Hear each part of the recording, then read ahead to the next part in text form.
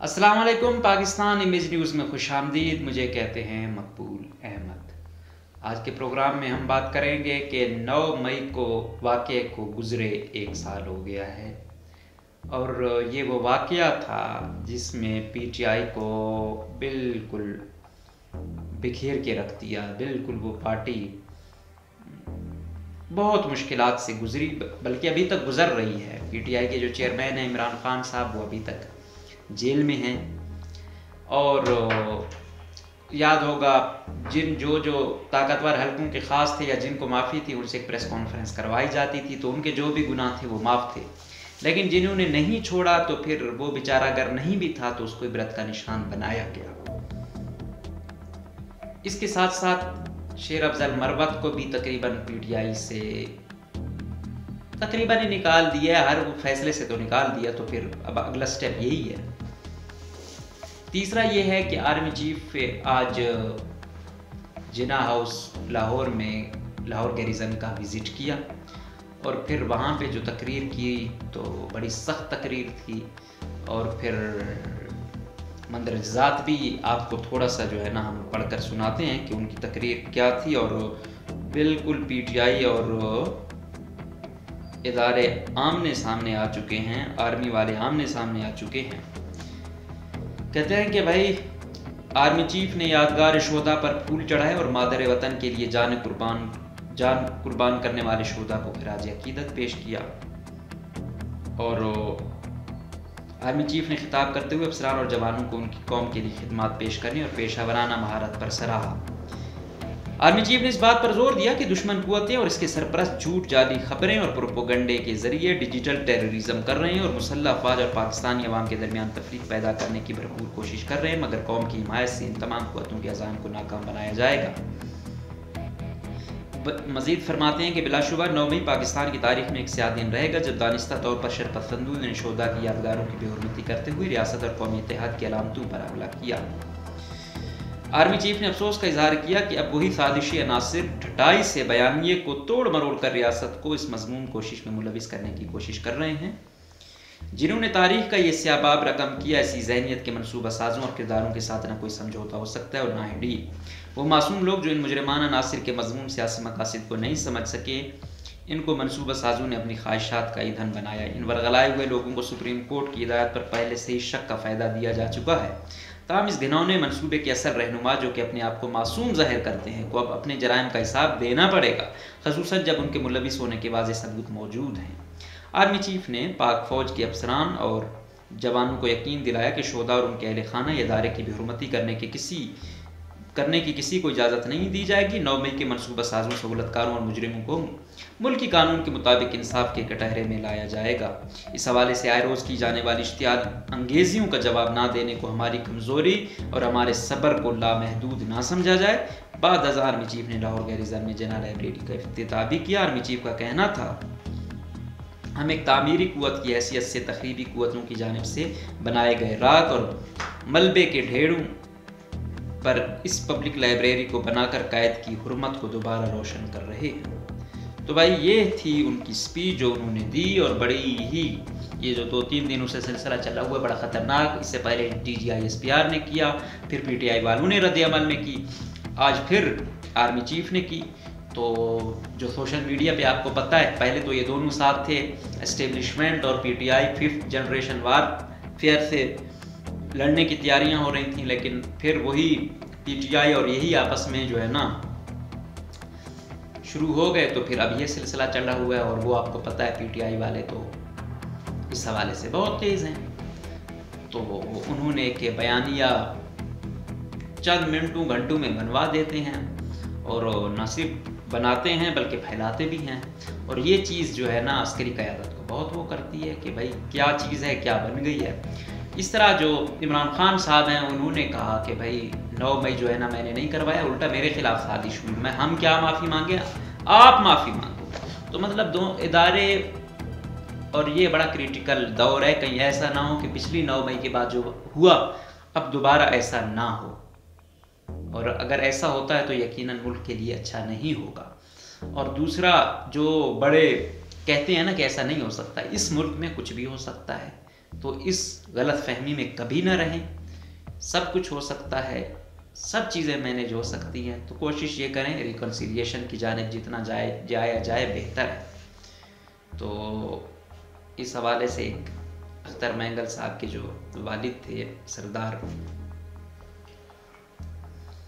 Mangle साहब, तो वो कहते थे कि बलोच अगर अपनी जंग नहीं लड़ सकते, उनमें ये वो नहीं है तो अपनी माँ को न रुलाएं। तो उनकी बड़ी वो होती थी। तो इस हवाले से तो पीटीआई वालों को भी ये है कि अगर आप में दम नहीं है कि आप फिर बाद में छुप भी जाओ, फिर निकल भी जाओ, बलोचों से हमला के इख्तिलाफ करें, वो करें, लेकिन कहीं ना कहीं मुज़ाहमत की सूरत में रोडों पर हैं, कहीं क्या है कहीं क्या है, तो लगे हुए हैं। लेकिन जो पीटीआई वाले हैं वो शायद ये जंग उस तरह न लड़ पाएँ, लेकिन दूसरी तरफ ये है कि उनको ये एज हासिल है कि वो दूसरे सूबों के हैं, उनको उठाना, उनके लिए अदालतें भी शायद थोड़ी बहुत फेवर करती हैं। तो बलूचिस्तान में तो फिर लापता भी हो जाओ तो बहुत कम पूछा जाता है। तो ये हुआ एक सिलसिला। लेकिन ये इदारों को सोचना होगा कि आखिर ये हल नहीं है कि आप भी एक्सट्रीम पर जाएं, वो भी एक्सट्रीम पर जाएं। दूसरी जानिब पीटीआई ने शेर अफजल मरवत को भी तकरीबन निकाल दिया है, उसको कमेटी जो थी उससे निकाल दिया, और कोई फैसले 2-3 कमेटियाँ थी उससे निकाल दिया। उसका भाई जो एमपीए था खैबर पख्तूनख्वा में, एडवाइज़र था सीएम का, तो उससे भी उसका भी जो है ना वहाँ से ख़त्म किया गया कुछ दिन कबल। फिर कहा कि शेर अफजल मरवत को पब्लिक अकाउंट्स कमेटी का चेयरमैन बना रहे हैं, तो उधर से भी निकाल दिया गया। तो अब शेर अफजल मरवत ने कहा कि मुझे निकलवाने में शिबली फराज और उमर अयूब ने किरदार अदा किया है। लेकिन शेर अफजल मरवत में जिस तरह शानदाना गुलजार है, शहरियार अफरीदी है, शायद अली मोहम्मद खान भी हो, ये लोग जो मुश्किल वक्त में इनके पीछे कोई नहीं था, ये सारे बाकी छुपे हुए थे, तो शेर अफजल मरवत इनके साथ था। तो वो जो लॉबी है वो शेर अफजल मरवत को सपोर्ट कर रही है कि जब सब बिलों में छुपे हुए थे, घुसे हुए थे, तो शेर अफजल मरवत था जिसने पार्टी को एंगेज किया, मोबिलाइज किया लोगों को, और एक फ़िज़ा बनाई। जो आपने देखा 8 फरवरी के इलेक्शन में जो कुछ हुआ, और पीटीआई को काफ़ी वो नसीब हुई, और उनका ये क्लेम भी है जो काफ़ी हद तक शायद सही भी है कि हमारे साथ काफ़ी धांधली भी हुई है। अब वो पीटीआई ये कर रही है और ऊपर से ये सख्त स्टांस भी हैं, तो मुझे नहीं लगता कि अगर जब शेर अफजल मरवत जैसे लोगों को भी आप साइड लाइन करेंगे तो आपके लिए शायद मुश्किलातें बढ़ तो सकती हैं, कम नहीं हो सकती। लेकिन ओवरऑल बात यही है कि सिस्टम ऐसे नहीं चल सकता। दोनों ही एक्सट्रीम पे जा चुके हैं। ये मुल्क के मफाद में नहीं है, इनके मफाद में भी नहीं है, ये याद रखें। जब आप दुश्मनी करते हो ना, चाहे आप जितने भी जोरावर हो, टेंशन आपको भी रहती है, क्योंकि हम कबायली सोसाइटी में थोड़ा सा देखते हैं, तो हम देखते हैं बड़े ने भी किया है तो उसको छोटे को भी मरवाया है या मारा है, तो डर उसमें भी है कि कहीं कुछ हो ना जाए। तो अगर इधर से भी दोनों फरीक जो है ना अपनी अपनी एक स्ट्रेंथ रखते हैं, लेकिन अगर कोई ये गलत फहमी में होगा कि ये कमज़ोर है, कुछ भी करेंगे कुछ नहीं होगा, तो शायद कुछ ना वो करे, वो दिल में नफरतें ही ख़ानदान पाल लें, तो ये भी बहुत बड़ी बात है। तो ये चीज़ भी ज़रूर याद रखनी होगी। और ये वाक़या कोई भी हो, तबाही वाला अफसोसनाक होता है, शोदा की जो है ना यादें हूँ वो हूँ, तो सबको अफसोस होता है।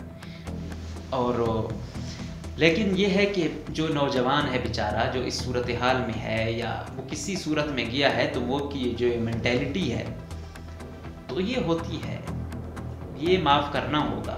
आप जितना इसको खींचेंगे नौजवानों को, आप वो क्या कहते हैं, इतना जितना तंग करेंगे, जितना सख्त सज़ाएं देंगे, वो उतना ख़राब हो जाएंगे। तो बड़े दिल का मुजाहरा करें, इधर वाले भी और उधर वाले भी। जिस तरह कहा है कि एक कमीशन बिठाएं तो पता चले, लेकिन लगता नहीं है यहाँ पहले कौन से कमीशनों की ऐसी खबरें आई हैं। लेकिन फिर भी कोई ना कोई उसका ज़ाला हो, कुछ पता चले, कोई टेबल टॉक हो। लेकिन यहाँ पे कोई भी रियलिटी की जानिब नहीं आना चाहता। हर एक ये कहता है कि भाई एस्टेब्लिशमेंट की आंखों का मैं तारा बनूँ, और बस इस लिए मेरी जो है ना, मेरी और इनकी जंग चलती रहे। अगर मुझे पसंदीदा बनाएंगे तो फिर ठीक है, कोई और पार्टी बनेगी और लोग बनेंगे तो फिर मेरी और एस्टेब्लिशमेंट की जंग है। तो ये ज़रूर देखना होगा। इस पर आए रोज़ का ये इख्तिलाफात और काउंटर दर काउंटर जो है ना प्रेस कॉन्फ्रेंसें करना, ये मुल्क, इस मुल्क की इकॉनमी हालात और किसी भी हवाले से ठीक नहीं है। और आपको तो पता है बलूचिस्तान हुकूमत ने तो बाकायदा मज़म्मती करारदाद भी पेश की है, और मेरे ख्याल में मुतफ़िक़ा तौर पे कि बहुत बड़े मार्जिन के साथ। और सरफराज भुट्टी साहब ने फिर बड़ा मौका भी था, क्योंकि अभी रिसेंटली तो जितनी जूनियर लोगों को उसने अपने चहीतों को बड़े बड़े चार्ज दिए हैं, तो आज मौका उसको वैसे भी मिला था 9 मई का, तो अपनी कुछ एक्स्ट्रा वफादारी भी शो की कर रहे थे, और फिर कह रहे थे बलूचिस्तान से पैगाम जा रहा है ये वो। अब वो अलग बात है, बलूचिस्तान असम्बली में कोई 8-10 भी पता नहीं फार्म 45 वाले हैं या नहीं हैं, लेकिन खैर पैगाम मेरे ख्याल में मज़म्मत के साथ साथ सुलह का भी होता तो कुछ होता, और कोई अच्छा किरदार अदा करते तो अच्छा होता।